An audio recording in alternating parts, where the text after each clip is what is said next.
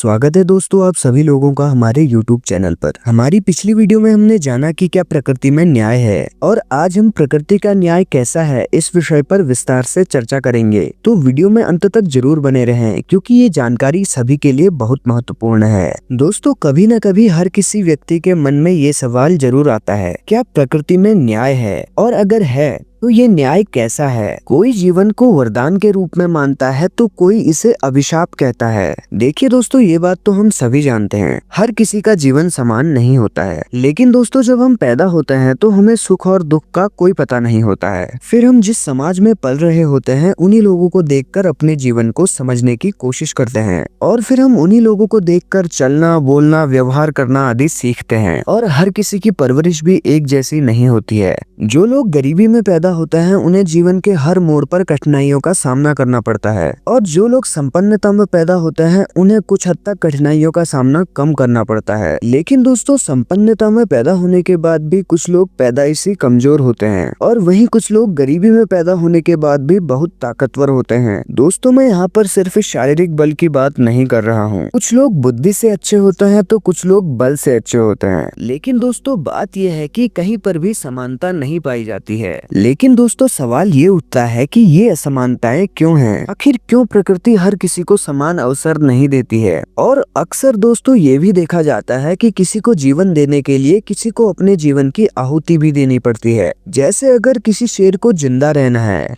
तो उसके लिए किसी न किसी जानवर को अपनी आहुति देनी होगी। और यहाँ तक एक बच्चे को जन्म देने के लिए एक माँ को बहुत दर्द से गुजरना होता है। इस बात से ये साबित होता है कि किसी को जन्म देने के लिए किसी को कष्ट तो जरूर सहना होगा। मानवीय दृष्टि से देखा जाए तो ये सब एक अन्याय ही है। लेकिन अगर हम इसे दर्शन शास्त्र के अनुसार देखें तो ये सब हमारे ही कर्मों का फल है। कुछ दर्शन शास्त्रों के अनुसार जो कर्म हमने इससे पूर्व जन्म में किए थे उसी के फलस्वरूप हमारा प्रारब्ध बना है और इसी प्रारब्ध के कारण हमें बुद्धि, बल, विवेक, सुख, दुख आदि मिलता है। लेकिन कुछ लोग प्रारब्ध को सिर्फ पूर्व निर्धारित समझते हैं। लेकिन दर्शन शास्त्र के अनुसार ये पूरा सच नहीं है। उनके अनुसार ये सिर्फ हमारे पूर्व जन्म के कर्म के फल नहीं बल्कि इस जन्म के कर्म के फल भी हैं। आइए समझते हैं कैसे। जैसे जो कर्म हमने पूर्व में किए उसका फल हमें आज मिल रहा है, वैसे ही जो कर्म हम आज कर रहे हैं वो ही हमारे कल का प्रारब्ध बन रहा है। और सवाल ये उठता है कि क्या सच में कर्म का फल मिलता है? दोस्तों दरअसल ये देखा जाता है कि कुछ लोग कम मेहनत के बाद भी सफलता को प्राप्त कर लेते हैं, वही कुछ लोग जीवन भर मेहनत करने के बाद भी सफलता को प्राप्त नहीं कर पाते। लेकिन दोस्तों जो व्यक्ति बार बार असफल होता है उसका मन दुखों से भरने लगता है और उस समय ये सब न्याय की बातें उस व्यक्ति को झूठी लगने लगती हैं और फिर उसके मन में विरोध की भावना जगने लगती है और फिर वह जीवन से प्रश्न पूछने लगता है। दोस्तों सफलता का मतलब मेरा यहाँ पर ये नहीं है कि वो जिस पद को चाहता था उसे वो नहीं मिला, बल्कि ये है कि जो वो जीवन से चाहता था वो उसे नहीं मिला।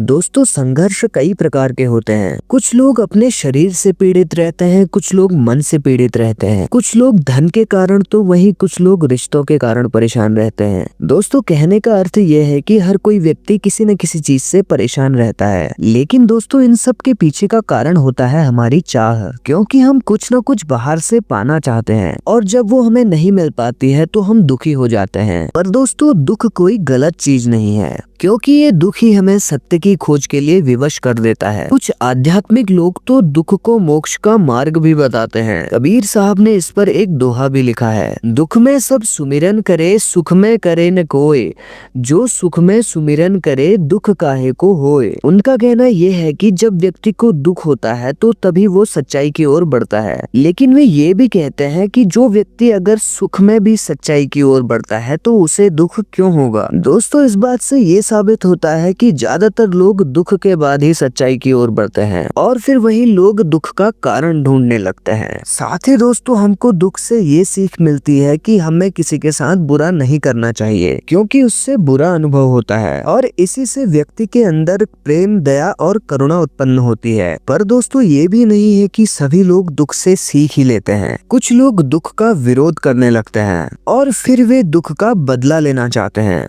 पर दुख का विरोध करने के बाद भी अंततः उनके हाथ निराशा ही लगती है। दोस्तों, चाहे हम कितना भी विरोध या नफरत कर लें, अंततः हमें शांति प्रेम में ही मिलती है, क्योंकि दोस्तों नफरत या विरोध भी हम प्रेम के लिए ही कर रहे होते हैं। तो दोस्तों सवाल ये उठता है कि हमें अंततः आनंद कहाँ मिलेगा। दोस्तों, इस बात पर अद्वैत वेदांत ये बताता है कि ये पूरा संसार एक स्वप्न की भांति है। हमें ये सत्य तो प्रतीत होता है, लेकिन ये पूरा सत्य नहीं है। जैसे हम कोई स्वप्न देखते हैं तो उसमें हो रही घटनाएं हमें सब कुछ सच लगती हैं, पर जब हम जग जाते हैं तो तब हमें पता चलता है कि ये सब तो एक सपना था। अद्वैत वेदांत के अनुसार जो ब्रह्म है वह एक सपना देख रहा है, जिसमें उसने अपने आप को कई रूपों में विभाजित कर लिया है, जिसकी वजह से वह अपने आप को ही नहीं पहचान पा रहा। कहने का अर्थ ये है कि जो ईश्वर है वह एक है और उसने अपने आनंद के लिए अपने आप को ही पशु, पक्षी, पेड़ पौधे आदि के रूप में विभाजित कर लिया है। पर अगर कोई व्यक्ति इस सच्चाई को जान लेता है